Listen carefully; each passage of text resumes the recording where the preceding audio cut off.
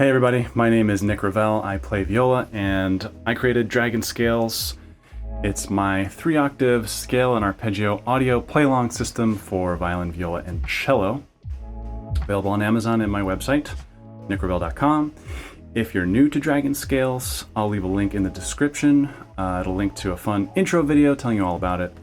And if you are here because you know about DragonScales, this is the first of a hopefully long series of tutorial videos on really how to make the most of DragonScales.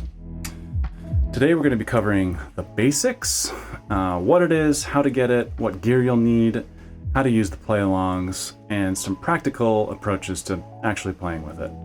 So stick around, like and subscribe if you're into that, and let's jump right in.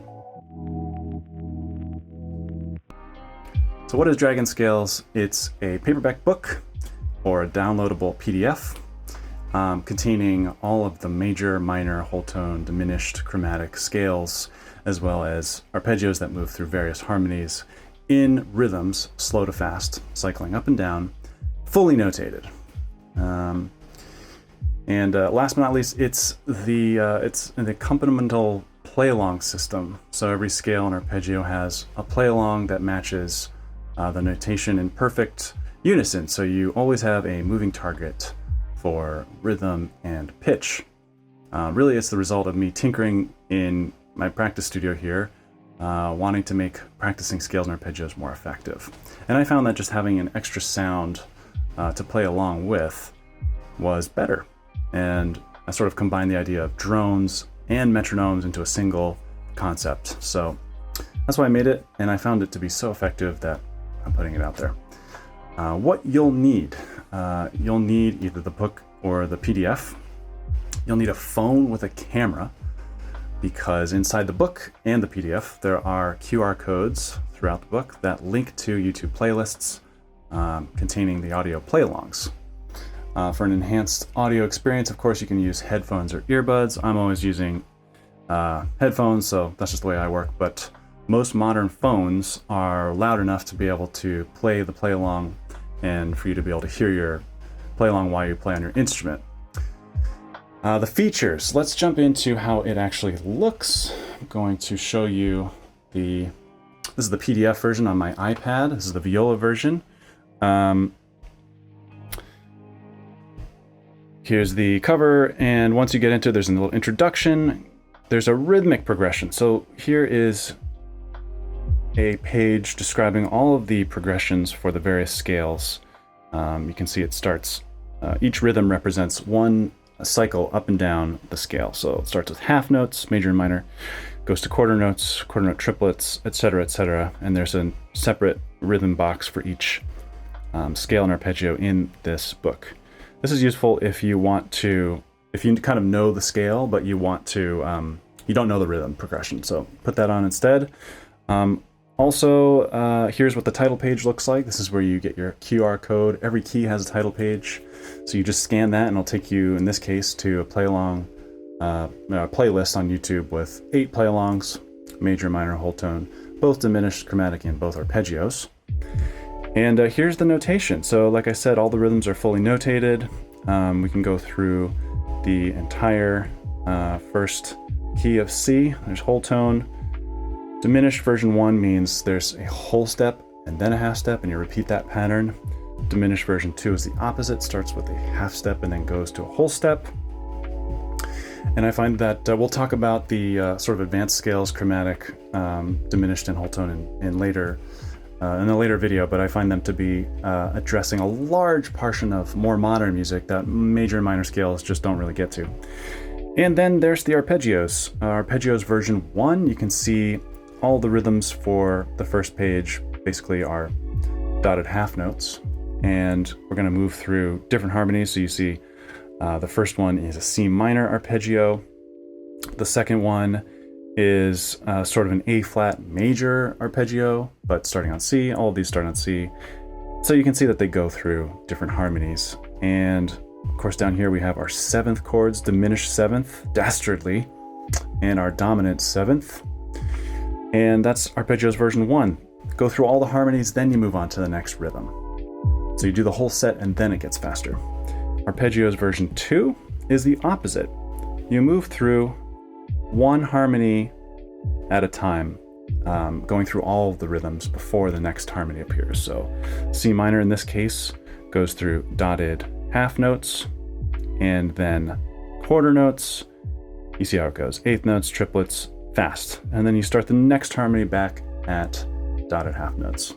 So I find that effective for a bunch of reasons, but we'll go into the arpeggios on another video. So back to C major. Whoops, sorry about that. Here's what the play along sounds like. I've got it loaded up here, but as I said, you'll just need a phone, scan that, pick your scale. You'll hear a click, sort of a count in on a pitch, and that pitch is in the scale, in the key, and you can get your tempo from this count in.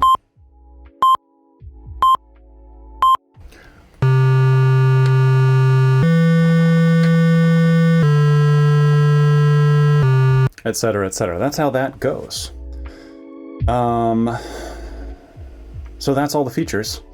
The intended usage, obviously, you just put on the audio and you read through the notation and you have a great time. But there's more creative ways to do that. We'll talk about that in later videos. But it's also beneficial to pick a key and a scale that relates to music that you're working on. So for example, if I'm playing some Bach,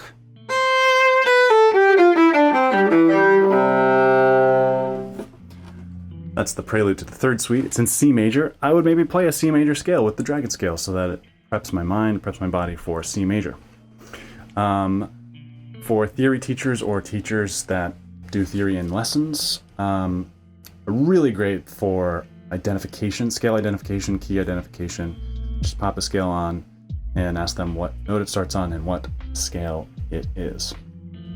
So recommendations, if you're using headphones or earbuds, here, let's get out of this view. Let's go back to, we don't need to see that notation anymore. If you're using headphones or earbuds, watch your play along volume. Make sure it's not too loud. Find a good balance between your sound and the play along sound. If you're struggling to hear, crank it up. If the play along is dominant, you still want to really be able to hear your own sound, so turn it down. I intentionally left fingerings and bowings out of the notation. And I did this because I remember growing up, my teachers would always change the fingerings anyway. And then I just had a lot of scribble and it was hard to read. It was confusing. So pick your own fingering. There's a lot of standard ones out there. If you want my recommendation on any scale that starts on one finger, you stay in first position until your third finger on your third string. Then you go up to fourth position, one finger. Same thing here, third finger shift. Same on the way down. You can copy and paste that fingering to any major scale. So E flat, same thing. Third finger shift. Third finger shift. But up to you. Do whatever finger you like. And bowings, I recommend starting with 2 beats per bow. So that means that on the half note version, you just play 1 note per bow. Go all the way up and down. And then by the time you come back down, you're on quarter notes. That's your next rhythm. So then if you're following this bowing rule, you would put 2 notes per bow.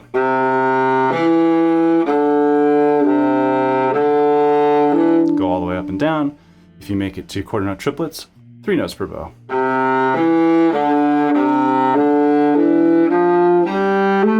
Etc., etc. The bowing and the fingering are up to you. Those are just my recommendations on where to start. Great. Last but not least, put an appropriate rhythmic limit on your practice. This book is designed for a wide range of performers, students, teachers, amateurs, anybody that can play a 3-octave scale. I am a professional performer, and there are things in this book I cannot play. It's very challenging. So I don't want that to be intimidating. I don't want that to be a reason not to try DragonScales. Every scale starts with a half note tempo. And that means that it's slow. It's a slow tempo, and that's good because you can warm up, you can ease into it, and you can decide, half note's enough for me, I'm gonna stop. You get to quarter notes when you're ready. I will say from experience that young students anyway, are particularly bad at limiting themselves, so you'll have to assign them a limit. It's very important because if you're playing and you can't really play it, you're struggling to keep up, it's not the best use of time. As far as what I do, like to get ready to play, scales are in a way intense. It's like, especially with DragonScales, you're listening to pitch, you're listening to rhythm. I like to start by feeling my body. Like, am I aware of how I feel? Am I squeezing, gripping, pulling, twisting, any of that stuff? Let it go. Am I breathing? That's also really important. Can I do those things while I play? That's the first thing I think. The second thing I think is, am I sort of synced up with the play along? If I get out of sync with the play along, I stop and I listen. I find the pulse again. The little count-in is where you get your pulse. And if you notice that you're coming apart from the play along, just sort of come back to that sense of pulse. And last but not least, you can adjust your intonation. That's part of the point. So I'm going to kind of demo how I would go for intonation. You can hear it's kind of warbly when it's out of tune.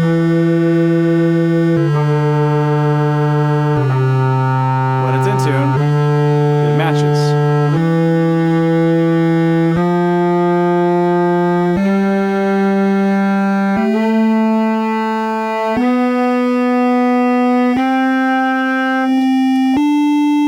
So I'm trying to get the sound of the scale in my head, and I'm always comparing my sound with the DragonScales audio sound, trying to refine that intonation.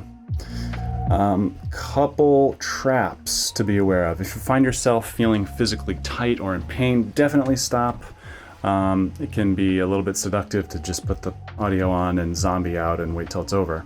But it's really an active process. Stay engaged with your sound, with your body. If you find yourself playing the same scales over and over again, like from day to day, randomize it. Use some dice. There's 12 keys. If you are comfortable in all keys, roll the dice and figure out which key that makes you play. And then you can use a die to figure out which scale you play, because there's 6 scales per key. So those are just some ideas on how to use DragonScales. That's all for this video. I hope you found it helpful. Coming up, we've got advanced scales, talking about all the other ones we didn't talk about today. The arpeggios, we'll talk about the chords, how we modulate, etc. Getting creative, playing sort of not in unison with the play along. So breaking the rules, essentially. Playing in intervals, diatonic and parallel. We'll talk about why that's useful and what music in the actual sort of real world that can target. And improvising. We'll make patterns, grooves, and rhythms to go along with the play along. And potentially a double stops one. That's a maybe. So, if you like what you're hearing and you want to stay informed about those videos, like and subscribe. It really helps this channel out. And share it with your friends. I'd love to hear from you. Let me know how you're using DragonScales. Are they useful? Are they annoying? Do you hate them? I want to know it all. Let me know what questions you have about it and what content you'd like to see in the future. For now, I'll say thank you and happy practicing.